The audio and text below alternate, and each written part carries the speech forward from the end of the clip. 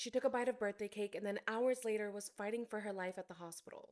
Let's talk about it. Ana Luiza de Oliveira had just celebrated her 17th birthday surrounded by friends and family who loved her. Just a few days later, on May 31st, a delivery man arrived at her house with a gift. The gift was just a tiny little cake from a local bakery with a note attached to it that said, "A treat for the most beautiful girl I've ever seen." Now, Ana Luiza actually wasn't home at the time that this gift was delivered. Her sister was there and accepted it on her behalf and just left it on her bed for when she got home later. Well, Ana Luiza got home later at around 6 p.m. She saw the cake and the note on her bed and she was excited. She thought maybe a friend had sent her a late birthday gift, so she went to go look at the note, but that's when she realized that no one had signed the note. There was no sender name on the cake, on the note, nothing. This was an anonymous gift. So she started messaging her friends. She even sent them a voice note explaining what the gift was, explaining the letter, and asked them who sent this because she wanted to thank them properly. One by one, her friends replied saying that they hadn't sent her anything. But still, Ana Luiza figured that it was someone fond of her, maybe another friend, or just someone who wanted to send her a late happy birthday present, so she decided to eat the cake. After eating the cake, Ana Luiza went about her afternoon as usual. Her friend Sarah came over for a sleepover, and at first, everything seemed fine. That was until later in the night when Ana Luiza started to get very sick. At first, it felt like just mild discomfort and, little cramps in her stomach. She even messaged a friend letting her know how she felt very sick, and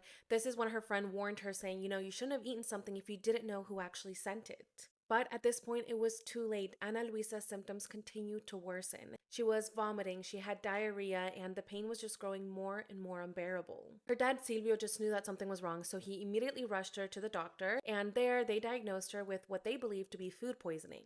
They gave her some medications, they put an IV in her, and they told Silvio to get more medications later at the pharmacy, and once her symptoms improved, she was discharged and sent back home. Ana Luiza figured that the worst had passed, that this was just really bad food poisoning, that all she needed to do was go back home, get some rest, and that by tomorrow, everything would be okay. Now, her friend Sarah was still there because they were having a sleepover together, so they just continued their sleepover and went to bed. However, the next day, on June 1st, Ana Luiza was still not well. Her symptoms continued to worsen, and at 4 p.m., she collapsed in her bathroom. Her family just knew that the cake had to play a role, and investigators thought the same thing. They couldn't rule out that this cake had been poisoned. So the first step was to go to the bakery and see if someone at the bakery had poisoned the cakes and was just doing this randomly, or if someone at the bakery had specifically targeted Ana Luiza.